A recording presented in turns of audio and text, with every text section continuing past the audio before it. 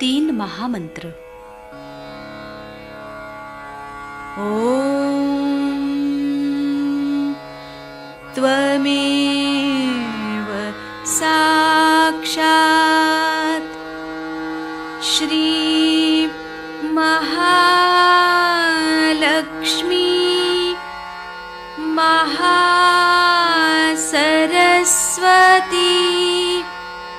महाकाली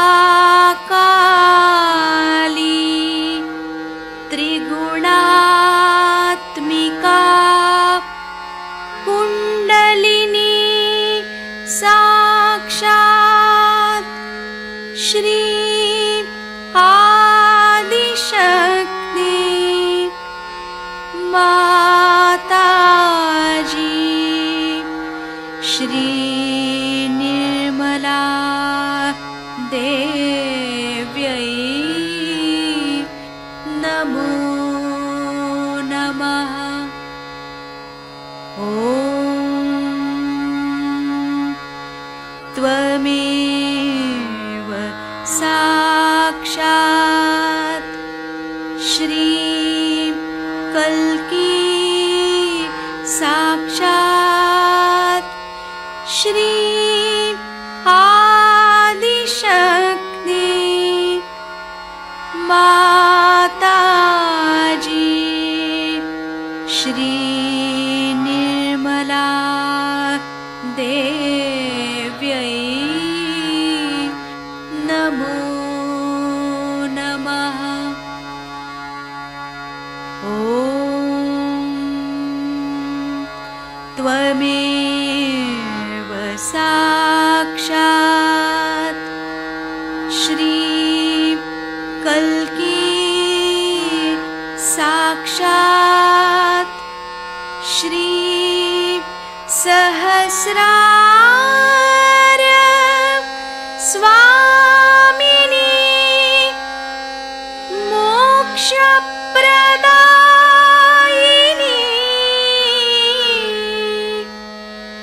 माताजी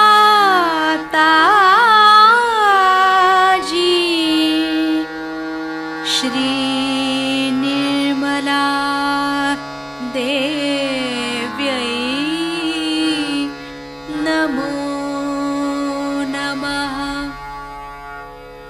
श्री गणेश मंत्र। ॐ त्वमेव साक्षात् श्री गणेश साक्षात् श्री आदिशक्ति माताजी श्री निर्मला देव्यै नमो नमः।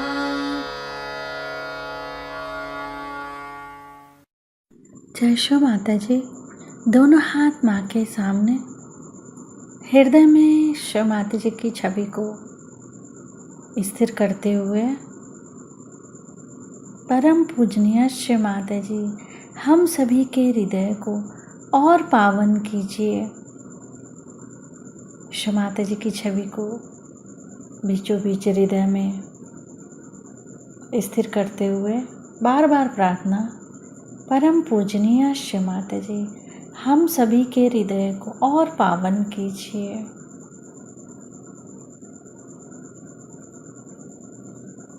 माँ के श्री चरण कमल, श्री माता जी के श्री चरण कमलों को बीचों बीच हृदय में देखेंगे।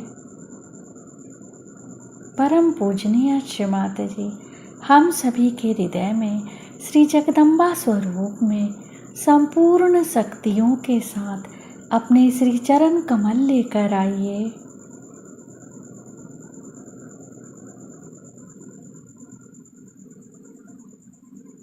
धीरे धीरे अपने संपूर्ण चित्त को दोनों हाथों की बीचों बीच हथेली, बीचों बीच हथेली को देखेंगे। श्री माता जी हमें पूर्ण संतुलन दीजिए।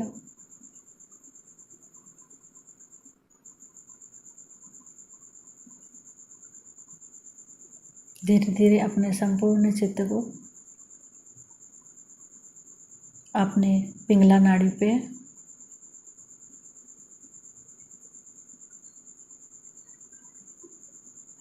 नीचे से ऊपर पिंगला नाड़ी को देखेंगे।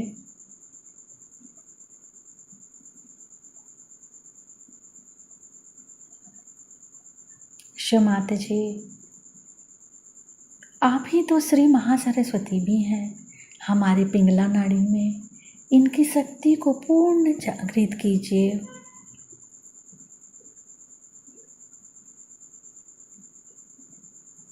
अपने दाएं हथेली को देखेंगे और पूरे पिंगला नाड़ी को नीचे से ऊपर। शिव माता जी, आप ही करता है, आप ही करविता है। कृपा करके हमारे अंदर से समस्त कर्ता भाव समाप्त कीजिए। राइट स्वादिष्ठान पर चित्त रखेंगे।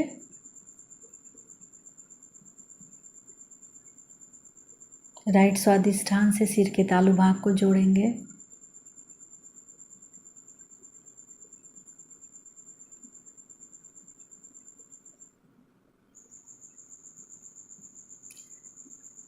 राइट नाभि को सिर के तालु भाग से जोड़ेंगे।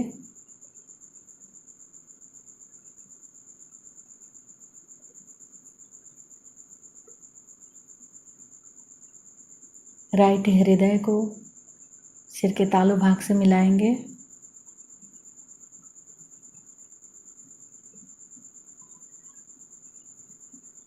राइट विशुद्धि को सिर के तालु भाग से मिलाएंगे।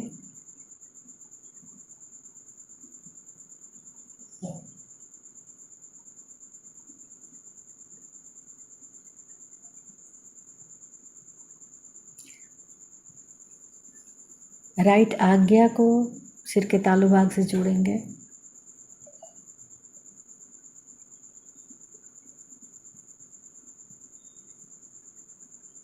फिर से पूरी पिंगला नाड़ी को नीचे से ऊपर चित ले जाते हुए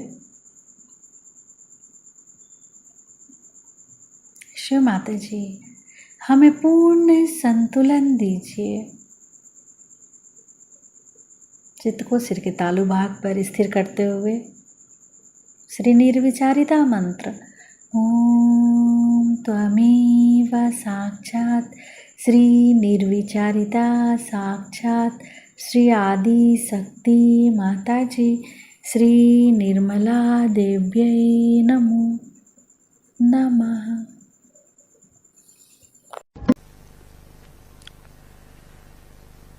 और ये सूक्ष्मता क्या है कि हमें आत्मा स्वरूप होना चाहिए। आपको मैंने लेक्चर में बताया था कि हमें आत्मा स्वरूप होना चाहिए और आत्मा से ही हम इस सूक्ष्म ज्ञान को समझ सकते हैं, क्योंकि आत्मा का अपना प्रकाश है और वो जब प्रकाश हमारे ऊपर प्रकटित होता है तो उस आत्मा के प्रकाश में ही हम इस सूक्ष्म ज्ञान को जान सकते हैं। ये हमारे ही अंदर ये आत्मा है, ये परमात्मा का प्रतिबिंब हमारे ही अंदर आत्मा स्वरूप है। और कुंडलिनी जो है ये परमात्मा की जो शक्ति, इच्छा शक्ति है, आदि शक्ति, उसका प्रतिबिंब है। सो जब कुंडलिनी उठती है जो कि 3.5 वलयों में है, कुंडल जिसे कहते हैं वलयों को, इसलिए उसका नाम कुंडलिनी है।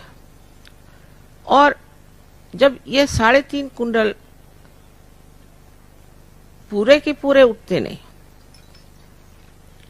जैसे कि रस्सी में बहुत से धागे बंधे रहते हैं, उसी प्रकार इस कुंडलिनी में भी बहुत से धागे हैं।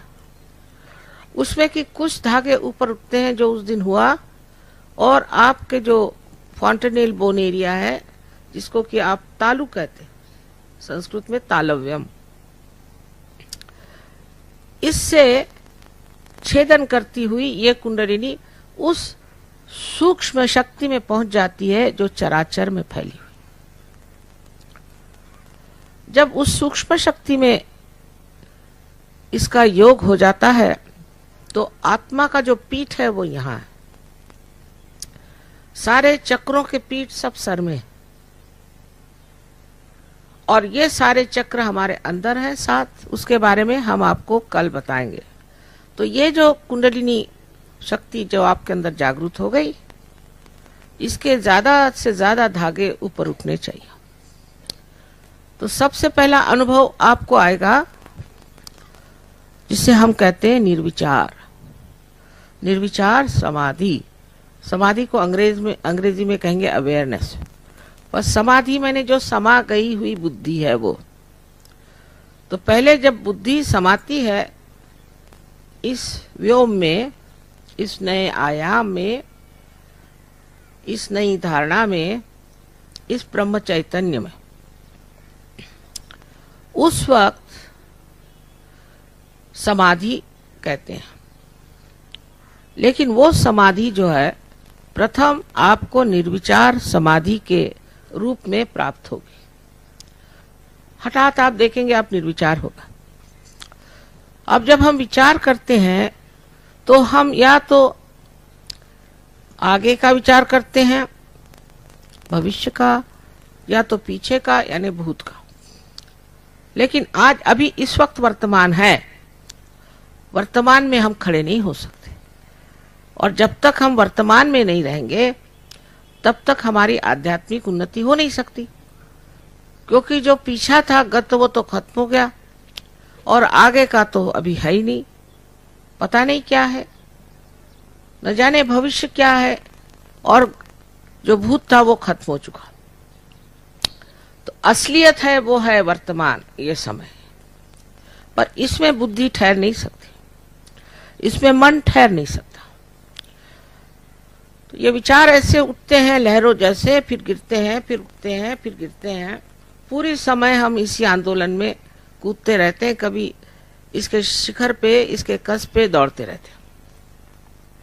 आज ये विचार आया तो कल ये विचार आया तो परसों ये विचार आया। लेकिन जब कुंडलिनी आपकी चढ़ती है तो क्या होता है कि विचार लंबाकृत हो जाते हैं। इन दोनों विचारों के बीच में जो स्थान है उसे विलंब कहते हैं संस्कृत में। इस विलंब स्थिति में आप आ जाते हैं, और विलंब की स्थिति बहुत ही संकीर्ण रहती है, वो बढ़ जाती है। यही वर्तमान है।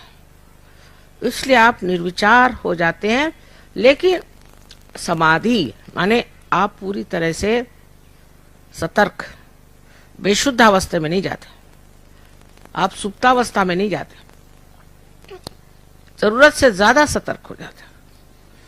लेकिन कोई विचार आपके अंदर नहीं आता, बस सब चीज देखना मात्र बनता है, जिसे साक्षी स्वरूपत्व कहा गया।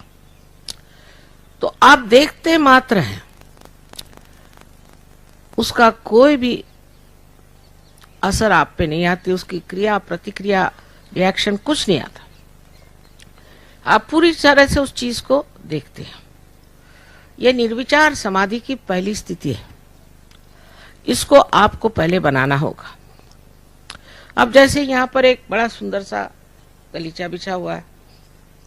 अब अगर मैं सविचार में हूं तो मैं ये सोचती रहूंगी कि भाई ये कितना सुंदर है, और ये कहाँ मिलता है, ये कितने पैसे का है, कौन सी दुकान से खरीदा, किसका है, ये सब विचार सर को खाएंगे। दूसरे अगर ये मेरा है तो और भी सरदर्द कि खराब ना हो जाए, इसका इंश्योरेंस कराया नहीं, अब कैसे होगा, क्या होगा। ये मानवीय दिमाग है। लेकिन दैविक शक्ति में आदमी ये सब सोचता नहीं, सिर्फ देखता मात्र है। और देखता क्या है कि इसका सौंदर्य, जिस कलाकार ने इसे बनाया उसने इसमें जो कुछ भी सौंदर्य डाला है, जो इसने अपने हृदय का आनंद इस सौंदर्य से प्रकटित किया है, उसको दिखाया है, दर्शाया है, वो आनंद का आनंद ही सारा निर्गुण में ही मेरे अंदर उतरने लग जाएगा, और ऊपर से नीचे तक मुझे ठंडा करता हुआ चला जाएगा। तो इसका जो बनाना है, जिसने बनाया, इसका जिसने सृजन किया, उसका भी कार्य पूर्ण हुआ, और हमारे लिए भी कितनी बड़ी बात हो गई कि बगैर सोचे समझे हमने इसका आनंद पूरे से पूरे उठा लिया। ये हमारा हो चाहे नहीं हो, इससे कोई फर्क नहीं पड़ने वाला। इस प्रकार आप निर्विचार समाधि में उतरते हैं। यह आपको शांति प्रदान करता है। निर्विचार समाधि आपको शांति प्रदान करता है और आपकी आध्यात्मिक शक्ति बढ़ती जाती है। जब आपकी आध्यात्मिक शक्ति बढ़ जाती है तो आपकी सृजन शक्ति भी बढ़ जाती है, और ये जो सृजन शक्ति बढ़ेगी, इस शक्ति से आप अनेकविध कार्य कर सकते हैं। हठात उसमें कोई मेहनत नहीं, स्पॉन्टेनियस, सहज। जैसे एक साहब हैं, बड़े गणितज्ञ थे और उनको कुछ भी भाषा में कोई खास दखल नहीं थी, भाषा का ही जानते नहीं थे। वो सहज में ही आए और कविताएं बनने लगे, और उर्दू में भी और हिंदी में भी, मराठी में भी, अंग्रेजी में कविता करने लगे। तो ये कोई भूत चेष्टा नहीं है, ये आप ही के अंदर छिपी हुई एक शक्ति है सृजन की, उसने आपको छू दिया। अब आप अनायास सहज में करने लगे और इतने जोर से कर रहे हैं कि उनके समझ में नहीं आता क्या करें। हमेशा एक डिक्टाफोन साथ में रखते हैं और इस कदर बेचैनी होती कि जब तक वो कहे नहीं तब तक उनको चैन नहीं आता। ऐसे अनेक तरह के कवि हमारे यहाँ हो गए, अनेक तरह के कलाकार हो गए। अपने हिंदुस्तान के बहुत बड़े बड़े जो आप माने हुए लोग हैं, जिनको हम बड़े बड़े कलाकार जानते हैं, सहज के ही माध्यम से हुए। बहुत से कलाकार, अमजद अली साहब हैं, सिफात हुसैन खान साहब हैं, अल्लाह रखा के लड़के हैं, बहुत से लोग। उसी प्रकार अपने यहाँ, अब यहाँ देबू चौधरी साहब हैं, और न जाने कितने ही ऐसे हैं लोग जिनको कि सहयोग से फायदा हुआ। और वो कहते पता नहीं क्या, आप सामने बैठते ही साथ हाथ हमारा चलने ही लग जाता, एकदम से समझ में नहीं आता। जो राग कभी बजाए नहीं वो भी हम बजाते हैं। इस तरह से बहुत से लोगों को इसका एक अजीब तरह का फायदा हुआ, जो बहुत साल गुरुओं के पास मेहनत करने से भी नहीं हुआ। उनकी जो शक्ति थी वो जागृत हो गई, सृजन शक्ति। उस सृजन शक्ति के भरोसे न जाने वो कहां से कहां पहुंच गया।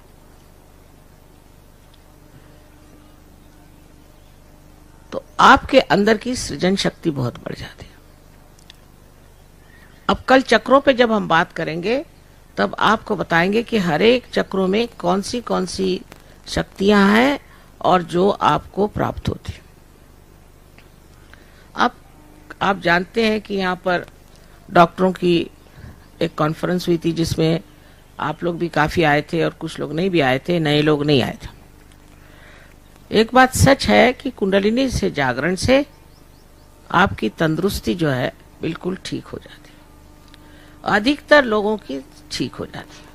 अब बिल्कुल ही मरने को हुए तो भगवान कहता कि इस बार मरने दो, फिर जिनको फिर जन्म ले लेंगे, कोई बात नहीं।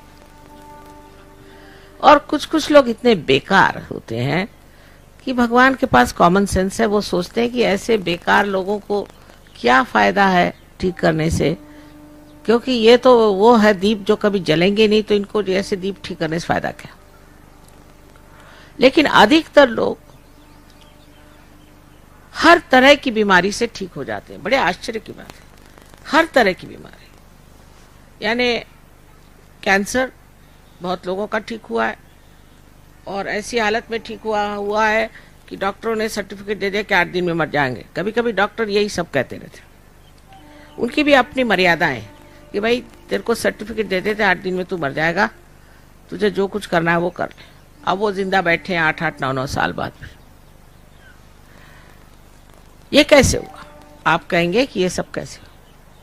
ये समझने की बात है कि ये कैसे हुआ। तो चक्रों पर हमारा शारीरिक, मानसिक, बौद्धिक सारा अस्तित्व ही चक्रों पर है। वही हमारे मूलतः शक्तिदायक है। अब अगर आपके एक चक्र खूब काम कर रहे हैं तो इस प्रकार वो काम करते हैं। डॉक्टर साहब ने आपसे समझाया, सिंपैथेटिक नर्वस सिस्टम खूब काम करेगी। करते करते करते करते इस्तेमाल करते हुए ये इसमें संकीर्णता आ गई। चक्र में संकीर्णता आते ही साथ धीरे धीरे धीरे धीरे क्या हो जाएगा, या तो इसकी शक्ति खत्म हो जाएगी और या तो ये टूट जाएंगे। टूटते साथ आपका संबंध जो आपके संपूर्णता से है, माने आपके मस्तिष्क से है, वो टूट गया। फिर हो गए आप अलग, एक हो गए, एकाकी हो गए, जिसे कहते हैं मैलिग्नेंट। कैंसर आपके अंदर हो गया। अब कुंडलिनी क्या करती है, जैसे कोई धागा हम मोती में पुरोते हैं, उसी तरह से धीरे धीरे वो हर एक चक्र में लेफ्ट राइट दोनों में से गुजरते हुए और सीधे यहां से निकल आते। उससे वो चक्र जो है वो फिर से प्लावित हो जाते हैं, नरिश हो जाते हैं। प्लावित होने के बाद में उनके अंदर शक्ति आ जाती है। एक साथ जुट जाने के साथ में उनका संबंध अब मस्तिष्क से भी हो जाता है और परम चैतन्य से भी हो जाता है।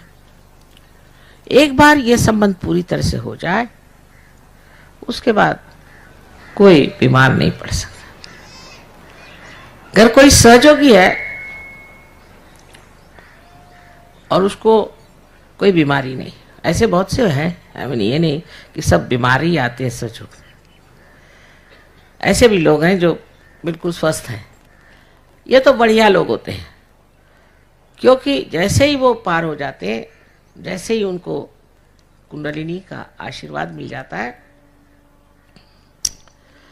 ऐसे ही उनकी प्रगति ज्यादा जोरों में होती है और उसके बाद उनको कोई भी बीमारी नहीं होती।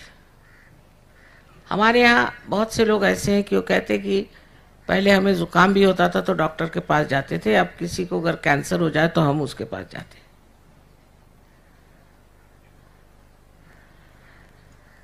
सो आप ही डॉक्टर बन जाते हैं। आप डॉक्टर बन जाते हैं, खुद आप अपनी बीमारी समझते हैं। क्योंकि जब कुंडलिनी इसको भेजती है तो आपको महसूस हुआ था ना उस दिन भी ठंडी ठंडी हवा, और ये सारे 5, 6 और 7 चक्र हैं, ये भी 5, 6 और 7 चक्र। इन चक्रों पे आप जानते हैं कि आपका कौन सा चक्र खराब है, और फिर आप दूसरों का जानना चाहे तो उसका भी जान सकते हैं उसका कौन सा चक्र खराब। अगर आप समझ लें कि किस तरह से इस चक्र को ठीक करना है, हो गया। आप अपने भी चक्र ठीक करिए और दूसरों को भी ठीक करिए। इससे पहले तो आपको अपने चक्र महसूस ही नहीं होते थे, अब आपको अपने चक्र महसूस होंगे। और इसी को हम कहते हैं कि अपना ज्ञान, स्वयं का ज्ञान। अपना ज्ञान जब पा गया, स्वयं का ज्ञान आ गया, अपने चक्रों के बारे में आपने सब कुछ जान लिया, तब फिर आप अपनी तंदुरुस्ती अच्छी रख सकते हैं। दूसरे किसी के चक्रों को आपने अगर जान लिया तो आप दूसरों की भी तंदुरुस्ती अच्छी रख सकते हैं। और आप बात सिर्फ चक्रों की करते हैं, आपकी भाषा चक्रों की होती है। आप ये नहीं कहते कि ये मुसलमान है कि हिंदू है कि ईसाई, ये नहीं कहते। आप ये नहीं कहते कि ये अंग्रेज है कि हिंदुस्तानी है कि और कोई, ये नहीं कहते। आप ये नहीं कहते कि इसके बाल सफ़ेद है कि काले है, इसने सूट पहना है कि कुर्ता पैजामा पहना है, ये नहीं कहते आप। ये सब बाह्य क्या आडंबर है। आप सिर्फ ये कहते हैं कि माँ इसके ये चक्र जो है गड़बड़ में है। आप सिर्फ चक्रों की बात करते हैं, कौन सा चक्र खराब है उसकी आप बात करते हैं, उसी तरफ आपका चित्त जाता है और उस चक्र को कैसे करना वो आप सीख लीजिए, हो गया काम खत्म। अब परमात्मा को पैसा वैसा समझ में नहीं आता। ये बैंक और पैसा सरदर्द जो है मनुष्य ने बनाया, इसका संबंध भगवान से है ये नहीं। कैसे हो सकता है बताइए। अजीब सी ये संस्थाएं हैं, कुछ समझ में नहीं आती मेरे भी। बहरहाल, तो इसके लिए आप पैसा ऐसा नहीं दे सकते। ये तो जीवंत क्रिया है। आप अपने पेट को कितना पैसा देते हैं कि वो पचन करते हैं आपके खाने को, या इस हाथ को कितना आप रुपया देते हैं जो आपका सारा काम करते हैं।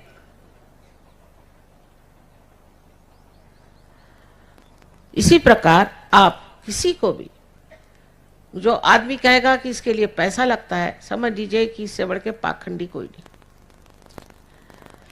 एक तो भगवान का काम करते हैं और ऊपर से पैसा लेते हैं। ये भगवान का काम नहीं कर सकते, क्योंकि भगवान को तो पैसा ही नहीं समझ में आता। अपने दिमाग से ये बात निकाल दीजिए कि आप भगवान के नाम पर पैसा दे सकते हैं। हाँ ठीक है, ये मंडप बनाया उसका पैसा दो, ठीक है आप एरोप्लेन से आए उसका पैसा दो, ये सब भौतिक चीजों का आप पैसा दे सकते हैं, लेकिन परमात्मा के कार्य का आप पैसा नहीं दे सकते। तो ये जो आपके अंदर आंतरिकता से एक चीज आ जाती है जिसे हम कहते हैं सामूहिक चेतना, माने दूसरों के प्रति चेतित होते हैं। आपको महसूस होता है इनका ये चक्र पकड़ा है, अब आप देखो ना ताव, एकदम अंदर से ऐसी अनुकंपा आएगी, चल भाई इसको ठीक कर। वो 2-4 सहयोगियों को फोन करके सब लग जाएंगे उसके पीछे में, अरे भाई कुछ तुमने अपना रक्षण किया है, कुछ अपनी और नजर करी कि चल गए। इतनी अनुकंपा बहती है लोगों की कि कुछ पूछे। मुझे फोन पे फोन करेंगे कि माँ फलाना बड़ा बीमार है। अरे भाई वो सहयोगी है क्या? नहीं नहीं माँ वो है पर अच्छा आदमी है, शरीफ है बेचारा, अच्छा आदमी है, आप जरा चित्त दीजिए उसको ठीक करना है। ऐसी अनुकंपा बहती। अनुकंपा में लड़ाई झगड़े का क्या सवाल उठता है? अभी मैं मदार पे गई थी, निजामुद्दीन साहब के, वो भी अवलिया थे बहुत बड़े और हम मानते हैं उनको बहुत है, हम सबको मानते हैं। गुरु नानक की भी हम पूजा करते हैं, मोहम्मद साहब की भी हम पूजा करते हैं, दोनों एक ही चीज़ है, आप समझे या ना समझे। बेकार में लड़ाई झगड़ा कर रहे हो, असल में सब एक ही है। बहरहाल वहां भी मुझे आश्चर्य क्यों, वहां भी राजकारण चल रहा है। अरे जिसके दरवाजे बैठे हो वहां राजकारण क्या कर रहे हो तुम? सहयोग में राजकारण नहीं चलता। ऐसे शुद्ध मन हो गए। जब तक मन शुद्ध नहीं हुआ तब तक क्या फायदा है धर्म कर्म करने से? कोई फायदा नहीं। एकदम शुद्ध मन हो गया और इस शुद्ध मन से सिवाय अनुकंपा के और कुछ नहीं बहता।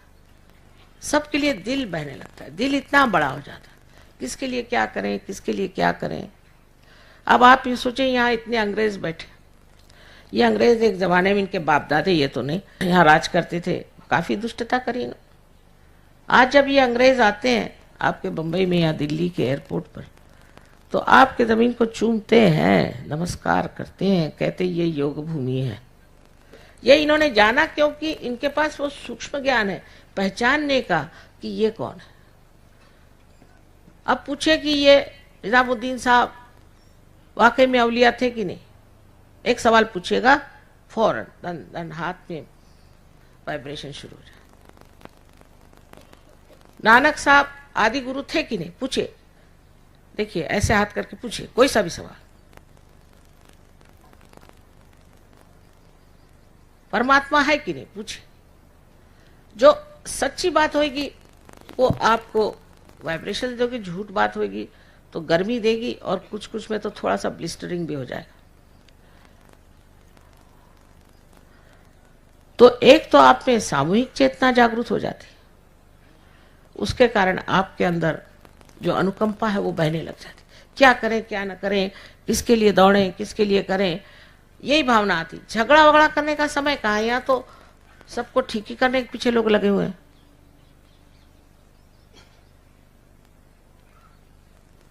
तो तीसरी चीज जो हो जाती है उसमें कि आपको केवल सत्य पता होता है, एब्सोल्यूट ट्रूथ। ये क्या होता है कि अब जैसे मैंने कहा पता करिए, एक घर अभिलंदर आके सामने खड़ा है, कोई पहुंचे हुए लोग भी जेल से छूटने के बाद कुछ भी कपड़ा पहन के खड़े हो गए साधु बाबा, कुछ जादू मंत्र किया, कुछ ये वो किया, लोग हो गए बुद्धू उनके पीछे। हाथ ऐसे करके पूछिए फलाने ये गुरु हमारे हैं, ये सच्ची है कि झूठे, फौरन आपको पता हो जाए। जब 10 बच्चों के आंख पर आप कर पट्टी बांधे और वो अगर पार बच्चे हैं उनको बिठाइए और पूछिए कि बेटे इस आदमी को क्या तकलीफ है, सब एक उंगली दिखाएंगे। तो उनसे पूछिए कि तुम्हारे गले में कोई तकलीफ है, कहले आपको कैसे मालूम? बच्चे बता रहे हैं ना उंगली, ये उंगली बताई तो हार्ट पे तकलीफ है। सब चीज आपको हाथ में पता चलेगी, डायग्नोसिस करने की जरूरत नहीं। एक साहब ह्यूस्टन गए थे, कहे डायग्नोसिस करते करते ही मैं मर गया। पैसे की पैसे लग गए और इन्होंने तो मेरी अतड़ियां निकाल के डायग्नोसिस किया। यहाँ बाहर ही से आप डायग्नोसिस कर लेंगे किसकी क्या तकलीफ है, क्या शिकायत, और घबराने की कोई बात नहीं, क्योंकि ये ठीक सब हो सकता। शारीरिक ही नहीं, मानसिक, बौद्धिक और सबसे बड़ी है आध्यात्मिक। गलत गलत गुरुओं के यहाँ आप गए, हमारे तलवार साहब को पूछिए, वो बताएंगे आपको किससे गुरुओं के कैसे चक्करों में डालते हैं, और इंसान बहकते ही रहता है। अब तो हमने उनको मान लिया। अबे क्यों माना? उन्होंने तुमको क्या दिया? हम तो माँ है, हम पूछेंगे बेटे तुम्हारे गुरु ने तुमको दिया क्या? क्यों माना तुमने उनको? कुछ तुमको दिया है, और तुमने जाना कैसे कि वो असली की नकली? रुपया पे रुपया चढ़ा रहे, रुपया पे रुपया चढ़ा रहे। कितना बताया, कितना समझाया, बहुत नाराज होते थे लोग मेरे साथ। अब ठिकाने पे आए। तो उस वक्त में आपको केवल सत्य पता होता है। आप आदमी को देख करके बता सकते कि कौन से गुरु से चला रहा है, क्योंकि हर एक गुरु ने एक एक चक्र पे कोई ना कोई काम किया होता है। आप फौरन बता सकते कि ये कौन से गुरु से चला रहा है। और ऐसे ये गुरु भागते हैं और उनके शिष्य भी, क्योंकि सत्य को झेलना बहुत कठिन बात है इन लोगों के लिए। अब इसमें आप ही अपने गुरु हो जाते हैं। जो बड़े बड़े महान गुरुओं ने कार्य किए हैं, वो सबसे बड़ा है क्या कि हमारे अंदर ऐसी शक्ति बसा दी है कि हम अपने गुरु हो सकते हैं। इसका मतलब क्या कि आप अपने गुरु हो गए, माने आप खुद ही अपने को बताते हैं, भाई देख ये रास्ता ठीक नहीं, इधर मत चल, इधर चल। वो सत विवेक बुद्धि जो कहती, वो सत विवेक बुद्धि हो जाती, असत रह ही नहीं जाता। अपने आप ही आप छोड़ देते हैं। मैं किसी से कुछ नहीं कहती, मैं ये भी नहीं कहती शराब मत पियो, कुछ नहीं कहती, क्योंकि दिल्ली में ऐसा कहो तो आधे लोग उठ के चले जाएंगे। सब जाति के लोग शराब पीते हैं, हालांकि मना है, लेकिन सहयोग के गली में आने के बाद मैं कहती हूँ जाओ शराब की दुकान, कोई शराबी दिखा तो दूसरा रास्ता काट लेंगे, और शराब की दुकान देखी तो अपना घर हटा के दूसरी जगह चले जाएंगे, क्योंकि अंदर प्रकाश आ गया ना, बाहर ऐसे कुछ नहीं। सब ड्रग्स छूट गए इनके, शराबें छूट गई, वो सारी जो क्लब लाइफ्स थी और ये वो था जिससे कि मनुष्य का सर्वनाश होता है। ये सारे कार्य सर्वनाश की ओर ले जाते हैं, लेकिन न जाने मनुष्य क्यों ऐसा करता है। लंदन में हम रहते थे तो देखा एक इंसान बड़े जोरों में चला जा रहा, मोटर लिया। मैंने कहा पता नहीं इसको क्या की जल्दी हो रही, तो रुक के देखा कहाँ जा रहे, तो एक पब के सामने खड़े हुए हैं, 2-4 अंदर से आके नीचे गिरे हुए थे रास्ते पर बेहोश, और ये उसी के लिए दौड़े चले कि मैं क्यों नहीं बेहोश हुआ। अकल मारी जाती है ना, जिसको मत मारना कहता है, बिल्कुल अकल मारी जाती है। देख रहे हैं कि 2-4 जमीन पे रास्ते पड़े ना, उनके बाप न मां न कोई नहीं, पड़े हुए रास्ते में पड़े हुए बोतलें लेकर, और आप उसी लिए धड़ाका मार के निकल रहे हैं अंदर जाने के लिए। और चाहे वो सिख हो, चाहे वो मुसलमान हो, चाहे वो ईसाई हो, बड़ी शान से अपनी पब दिखाते हैं, पब घर के अंदर, और वहीं सबके फोटो लगे हुए हैं। ये धर्म नहीं है। अंदर बाहर एक ही जानो, ये अपने आप हो जाता है। मुझे कहने की जरूरत ही नहीं है, आप अपने ही गुरु हो जाते हैं, आप अपने ही आप ठीक हो जाते हैं, मुझे कोई कहने की जरूरत नहीं। आज मैंने कह दिया इसका मतलब नहीं कि आप लोग छोड़ छाड़ के भागे। ये सब गंदी आदतें छूट जाएंगे। अब इश्तिहार देखती हूं मैं, शराब के खिलाफ इतना है लिखा हुआ, इससे कोई फर्क नहीं पड़ने वाला। लोग शराब पीते पीते भी वही इश्तिहार बोलते रहते। फिर हमारे यहाँ जो आजकल आधुनिक तरह की संस्कृति आ रही है, उससे बहुत बच के रहना चाहिए। इन लोगों के तो विचारों की वहां खोपड़ी खराब कर दी। सत्यानाश कर दिया। इनके घर द्वार छूट गए। एक एक औरत 8 बार शादी करती है तो एक एक आदमी 9 बार शादी करता है। ना घर, न द्वार, न बाल, न बच्चे, सब अनाथाश्रम में रहते। दूसरे जो कुछ बच भी गए वो एड्स से मर रहे हैं, उससे बच गए तो वहाँ और 50 बीमारियाँ आ गई है। और अभी एक नई बीमारी आई है, जो लोग बहुत काम करते हैं तो उनका जो कॉन्शियस माइंड है वही नहीं काम करता और वो हतबल है। जैसे कि कोई बड़ी भारी मछली या सांप हो, इस तरह से उनको कंधे पे लाद कर लोग घुमाते हैं। दिमाग चलता है, दिमाग सही, बाकी कुछ नहीं। हाथ नहीं चल सकते, पैर नहीं चल सकते, शरीर नहीं चल सकता। ये भी मैंने बताया था होने वाला है, एड्स भी बताया था, पर सब बड़े गुस्से हो गए थे। अब जब हो गया है तो बैठे हुए। और गंदी गंदी जगह दिमाग जाना, गंदी गंदी बातें सोचना, और अपने बच्चों की भलाई नहीं सोचते कि बच्चों का क्या होगा।